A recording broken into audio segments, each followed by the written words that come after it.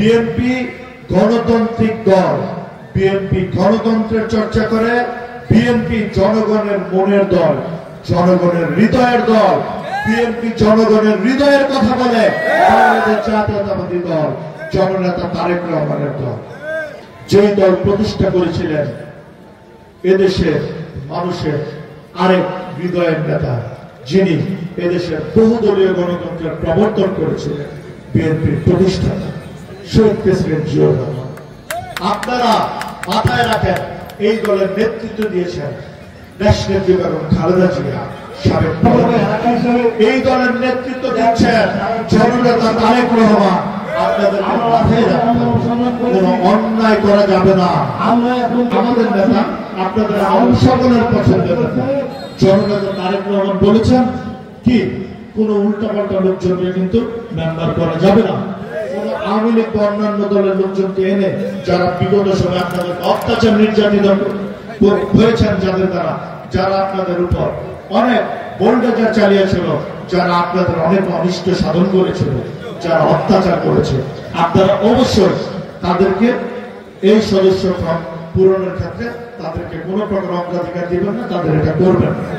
আপনারা অবশ্যই ভালো মানুষ, সাধারণ মানুষ, জনগণ, বিএনপি যারা করে, বিএনপিকে যারা পছন্দ করে, যারা বাংলাদেশকে পছন্দ করে, সেই ধরনের ভালো মানুষ দিয়ে সুন্দর পরিবেশে, সুন্দর মনোরমে যেসব মানুষজন চলতে পছন্দ করে, স্বাচ্ছন্দ্য বোধ করে, যারা উল্টাপাল্টা অসামাজিক কার্যকলাপ করতে পছন্দ করে, যারা চাঁদাবাজি বাদকের সাথে সম্পৃক্ত না, ওই রকম লোকজন দিয়ে আপনার সদস্য ফর্ম পূরণ করবেন। আজকে যে বিষয় নিয়ে প্রবলেম আপনারা জানেন, এটা হলো দলের প্রাথমিক সদস্য কোষ নবায়ন ও নতুন সদস্য সংগ্রহ। আমরা আশা করব মাহমুদপুর ইউনিয়ন এই প্রোগ্রামটি অত্যন্ত সুন্দরভাবে করবে এবং নবায়নের কর্মসূচিটা সুন্দরভাবে করবেন। মাথায় রাখবেন, অনুপ্রবেশকারীর ব্যাপারটা আপনারা খেয়াল রাখবেন, কোন অনুপ্রবেশকারী যেন ঢুকে যেতে না পারে। ২৫০০ জনগণ, ২৫০০ মানুষ, ২৫০০ বিএনপি। আপনারা কেউ মনোনয়ন নিয়ে আপনাদের চিন্তা করার দরকার।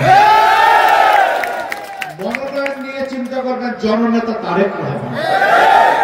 বাংলাদেশে কোন জায়গায় কাকে মনোনয়ন দিবেন, কোন জায়গায় কাকে তিনি এমপি বানাবেন, মনোনয়ন গণতান্ত্রিক প্রক্রিয়ায় কাকে মনোনয়নের মাধ্যমে ভোটে নির্বাচিত করে নিয়ে আসবে, সেটা চিন্তা করবেন আমার নেতা, আমার অভিভাবক, আপনাদের আমাদের সকলের অভিভাবক জননেতা তারেক রহমান। 18তে ইলেকশন করেছি না, কে মনোনয়ন দিয়েছে? জননেতা তারেক রহমান মনোনয়ন দিয়েছে। আমি ইলেকশন করেছি, নির্বাচন করেছি। তো আপনারা কাইন্ডলি সেই চিন্তা ভাবনার দিকে না থেকে আপনারা মাঠে সময় দেন, মাঠে কাজ করেন, জনগণের পাশে থাকেন, জনগণকে সাথে রাখেন। ঠিক আছে? বাকি চিন্তা ভাবনা আপনাদের করতে হবে না, এই চিন্তাটা আপনারা মাথা থেকে ঝেড়ে ফেলেন। ঠিক আছে? আমাদের নেতা জানেন কে আড়াইদারে কাজ করেছে, কে বিগত সময় ছিল, কে দলের সাথে ছিল, কে কমিটেড ছিল। আপনারা সেটা চিন্তা করবেন। চাঁদাবাজ মুক্ত, মাদক মুক্ত, সন্ত্রাস মুক্ত ২৫০০ করার জন্য কাজ করে। ঠিক আছে ভাইয়েরা? কোন প্রকার মাদককে প্রশ্রয় দেওয়া যাবে না, কোন প্রকার চাঁদাবাজকে প্রশ্রয় দেওয়া যাবে না, কোন প্রকার লুটতরাজকে প্রশ্রয় দেওয়া যাবে না, কোন দখলকারীকে প্রশ্রয় দেওয়া যাবে না।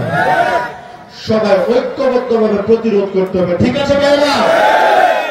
একটি সম্মানিত দল বিএনপি, একটি সামাজিক দল, জনগণের মনের দল। আপনারা এমন কোন কার্যকলাপ কেউ করবেন না, আপনাদের জন্য দলের ভাবমূর্তি নষ্ট হওয়া যাবে না কিন্তু। তাহলে আপনাদের কিন্তু দলে ঠাঁই হবে না। আমি আবারও বলছি, সবাই, কেউ যদি চাঁদাবাজি করেন, কেউ যদি দখলদারি করেন, কেউ যদি লুটতরাজ করেন, কেউ যদি মাদকের সাথে জড়িত ছিলেন, আমরা সবাই ঐক্যবদ্ধভাবে আপনাদেরকে প্রতিবাদ করবো, প্রতিরোধ করবো ইনশাআল্লাহ। শোনেন, আপনি দল করেছেন, নির্যাতিত হয়েছেন, তার মানে চাঁদাবাজি করা যাবে না। আপনার চাঁদাবাজির দায় কিন্তু আমি নিব না, আপনার চাঁদাবাজির দায় কিন্তু দল নিবে না। এটা মাথায় রাখতে হবে। আপনার অন্যায়কে দল কিন্তু প্রশ্রয় দিবে না, আপনার অন্যায়কে আমি প্রশ্রয় দিব না। এই শ্রমকে শ্রদ্ধা করে সবাই সকল প্রকার অপকর্ম থেকে বিরত থাকেন। আদারওয়াইজ আমি স্ট্রংলি আজকে মিটিং এ বলে দিলাম, আমি কিন্তু কোন প্রকার বরদাস্ত করবো না অন্যায়। তাতে যদি আপনারা কেউ আমার উপর মনোক্ষুণ্ণ, আমার কোনো যায় আসে না।